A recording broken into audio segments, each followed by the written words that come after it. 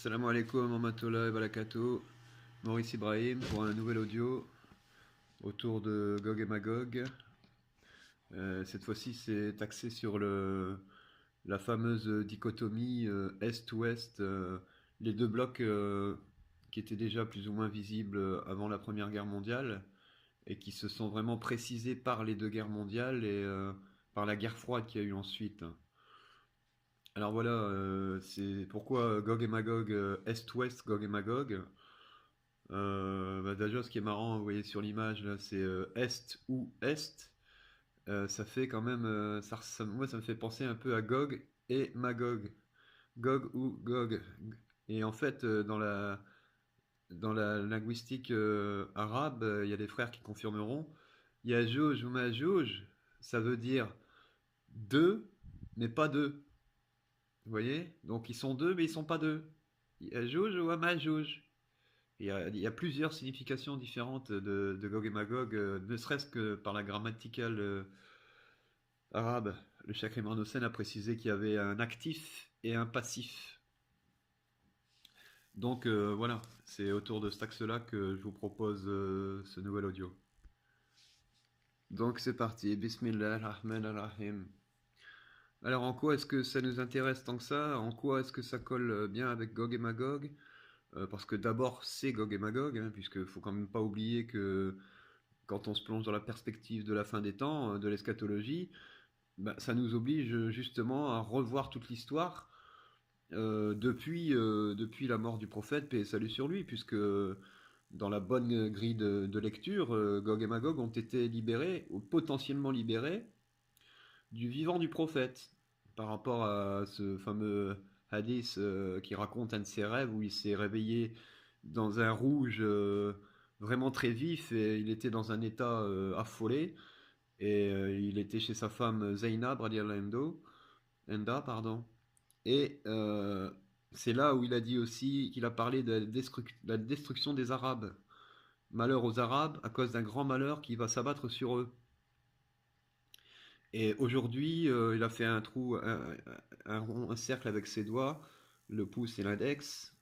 Il a dit aujourd'hui, un trou est fait dans la muraille de Gog et Magog. Donc, Gog et Magog ont été libérés, la muraille a été entr'ouverte du vivant du prophète. Sallallahu alayhi wa sallam. Sallallahu alayhi wa sallam.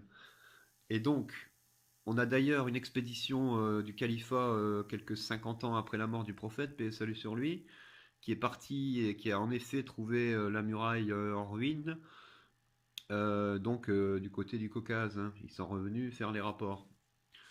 Ça, bien entendu, en islam moderne, on ne vous en parlera jamais, puisque ils continuent, ceux qui parlent de ça continuent à dire que Gog et Magog sont cachés sous la terre, ou je ne sais quoi, et qu'ils sortiront après que Isa alayhi salam aurait tué Dajjal. Donc voilà.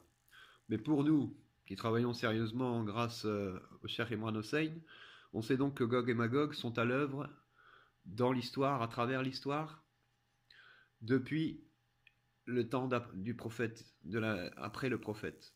Paix et salut sur lui. Donc, revenir donc à ces deux blocs Est-Ouest, plus autour de la guerre froide et de ce qui s'est passé depuis. Bon, évidemment, moi, si par exemple je viens dire directement qu'il n'y avait pas de réel antagonisme ou que c'était seulement pour faire semblant, on va dire que c'est pas sérieux. Et en effet, la question n'est pas de dire qu'il n'y avait pas d'opposition, qu'ils ne se sont pas fait la guerre économique et qu'ils ne se sont pas, qu'ils n'étaient pas opposés. Ils étaient bel et bien opposés par des concepts plus ou moins différents, des principes, et puis des territoires à défendre, tout simplement, quoi, hein. Mais ce qu'il faut en fait comprendre, c'est que ils étaient chapeautés par au-dessus par le même groupe, on va dire la cabale pour être plus simple, hein. Et vous avez Anthony Sutton par exemple, hein, qui a fait des bouquins excellents là-dessus, la City et le bolchevique, et qui nous démontre que en fait les nazis, les bolcheviks, tous les camps de la guerre ont été financés par les mêmes, pour un intérêt précis évidemment qui était de préparer à l'étape suivante d'un monde unipolaire, quoi, du monde uni du nouvel ordre mondial, comme ils font actuellement. Et d'ailleurs, à ce propos, c'est important de retenir, on reviendra sur ça plus précisément, mais le nouvel ordre mondial, comme dit Cher Imran Hossein, c'est en fait des nouveaux ordres mondiaux qui se succèdent les uns aux autres. Et on peut aussi rapporter ça à Hadith sur Gog et Magog qui dit qu'ils vont venir arriver par vagues et qu'ils vont se fracasser les uns contre les autres et que chaque vague en fait va à chaque fois, à chaque étape, ça va englober la précédente pour devenir encore plus gros. Et donc là, bah, ça se termine par le monde unipolaire du nouvel ordre mondial qui est censé donner naissance à Israël comme nouveau État dirigeant le monde. Et alors, c'est là qu'il va falloir aller chercher le vice et la tromperie de Dajjal qui utilise Gog et Magog. Gog et Magog sont un peu ses petites mains pour faire le travail vis-à-vis de l'humanité. Et donc, évidemment qu'il y a eu des antagonismes, mais en fait, ils ont servi tous les deux à préparer le terrain donc du nouvel ordre mondial, de ce monde global impie, malgré les étiquettes de religions différentes. En fait, tout le monde court après le même mode de vie, tout le monde regarde les mêmes chaînes de télé maintenant. Et donc, à part un côté folklorique, malheureusement, les religions sont un peu effacées et elles servent plus de bouc émissaire qu'autre chose. Et évidemment, c'est l'islam qui aura été le plus attaqué, puisque détenant la vérité la plus complète, comme j'aime bien dire, il y a cette phrase connue, si vous voulez savoir qui vous domine, regardez qui vous ne pouvez pas critiquer. Non seulement c'est valable, mais moi je l'ai trouvé valable aussi à l'inverse.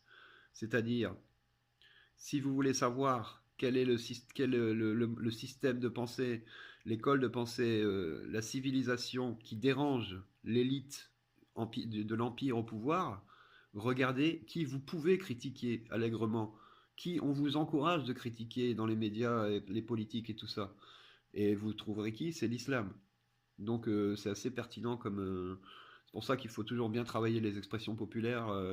Souvent elles sont rendues populaires pour tuer le sens, hein, donc n'hésitez pas à revenir dessus et à bien méditer.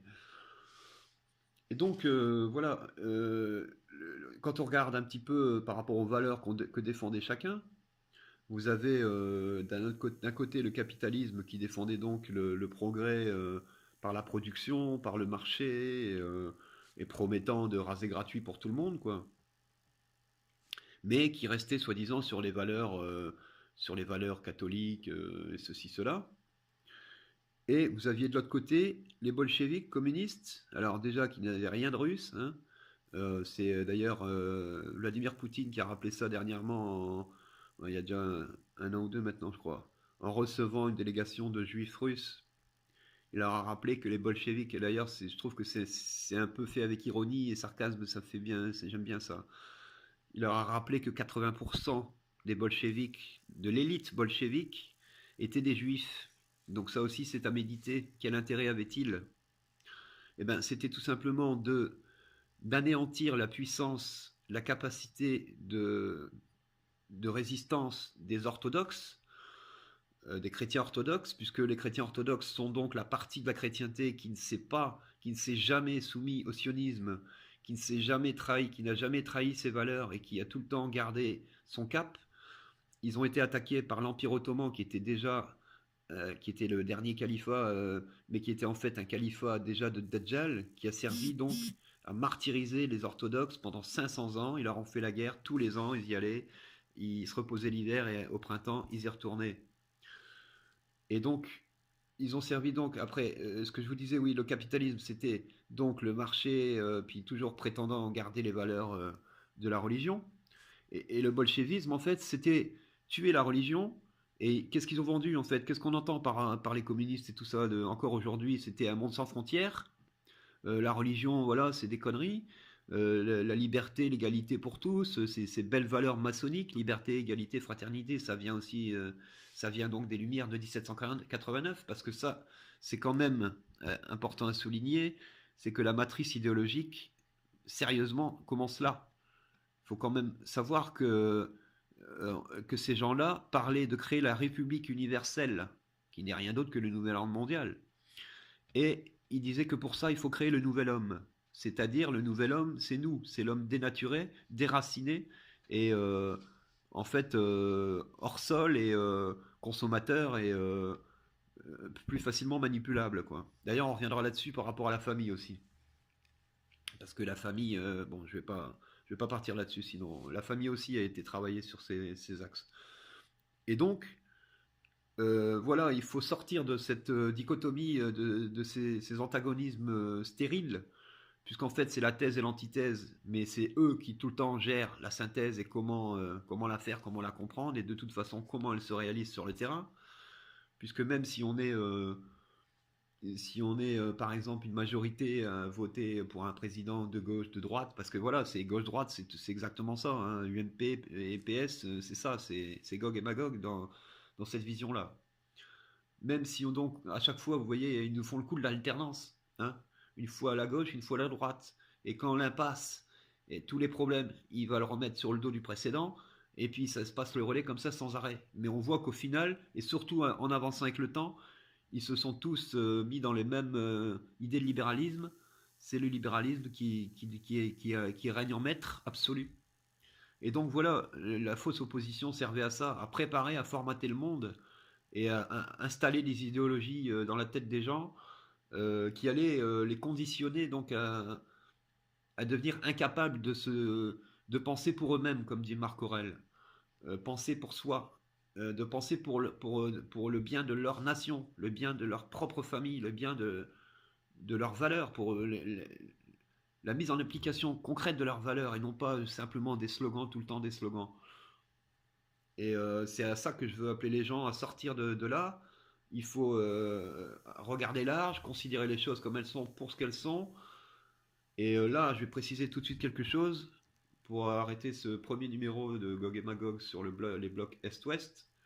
C'est que quand on dit ça, on dit bien que Magog, donc c'était l'URSS, c'est-à-dire les bolcheviks, qui, comme je vous ai dit, servaient à essayer d'éradiquer la puissance et la capacité de résistance de Rome, les chrétiens orthodoxes. Et donc, ce n'est pas la Russie, ça. Mais par contre, depuis la chute du mur, bon, il y a eu Yeltsin, il y a eu il y a l'ivrogne là, et puis au début, ils ont tout vendu, ils ont commencé à tout vendre et tout, c'était vraiment la cata. Et Poutine est venu pour reprendre les choses en main. D'ailleurs, au niveau de Poutine, il y a aussi des choses quand même assez intéressant à regarder au niveau du symbolisme et tout ça, parce que les dates à laquelle il est accédé au pouvoir et tout, c'est quand même assez significatif.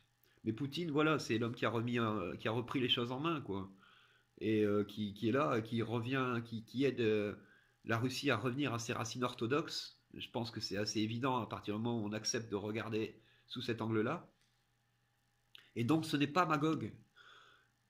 Évidemment, euh, Magog, c'est au niveau de la guerre finale, oui, on peut le dire comme ça si on veut, parce que c'est quand même les deux blocs qui vont s'opposer.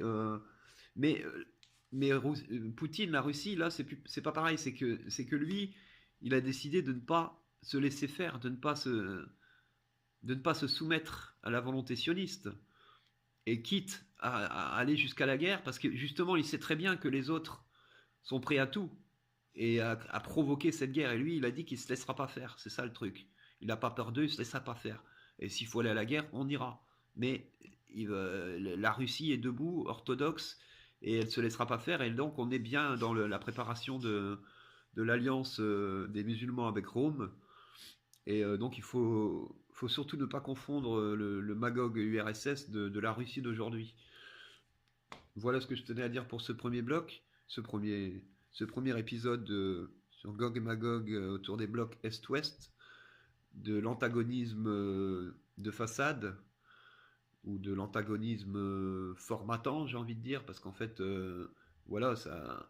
Après, on y reviendra dans les détails, vous verrez à quel point ça va jusque très très loin jusqu'à aujourd'hui. C'est encore ancré dans les disputes, dans les débats.